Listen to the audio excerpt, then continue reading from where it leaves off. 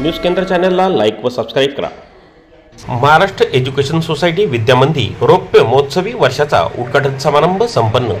Navi Mumbai CBD IT colony येथील MVSO विद्यामंदिर रौप्य महोत्सवी वर्षाचा उद्घाटन समारंभ देशप्रसिद्ध हावरे बिल्डर सुरेश हावरे व महाराष्ट्र एज्युकेशन सोसायटी नियामक मंडळ अध्यक्ष बाबा शिंदे यांच्या अध्यक्षतेखाली तसेच RSS सदस्य तथा समाजसेवक कमलेशजी पटेल यांच्या प्रमुख उपस्थित दिमागात संपन्न झाली।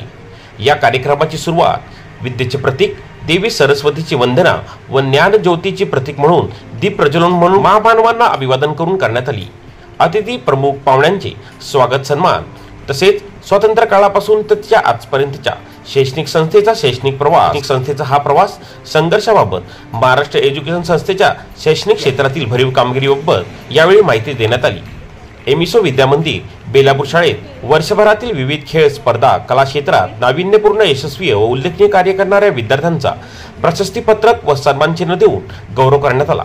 यावेळी संस्थेचे अध्यक्ष बाबासाहेब शिंदे, उपाध्यक्ष आनंदीताई पाटील, सचिव अतुल कुलकर्णी, सहसचिव सुधीर भोसले, संतोष देशपांडे, रवींद्र वैद्य व शालेय समिती अध्यक्ष सागर केवसे, मुख्याध्यापिका शुभांगी शिंदे तसेच प्राचार्य, शिक्षकेतर कर्मचारी, विद्यार्थी, महाराष्ट्र एज्युकेशन सोसायटीचे नियामक मंडळ व सदस्य मोठ्या संख्येने यावेळी उपस्थित होते। एका भेटीमध्ये कार्यक्रमाला यायचं कबूल केलं।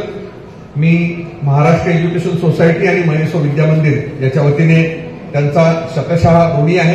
पटेल जे या ठाणे विभागाच्या राष्ट्रीय स्वयंसेवक संघाचे माननीय विभाग संघचालक आहेत, असे या ठिकाणी उपस्थित राहिले। पुनश्च एकदा त्यांचा ऋणी राहतो।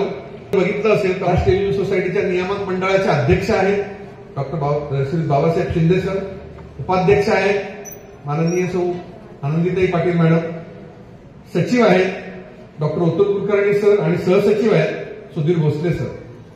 त्याचबरोबरीने महाराष्ट्र सोसायटीचं जे आजीवन सदस्य मंडळ आहे त्या सदस्य मंडळाचे अध्यक्ष आणि गव्हर्निंग बोर्डाचे सदस्य डॉक्टर संतोष देशपांडे सर पण या ठिकाणी उपस्थित आहेत।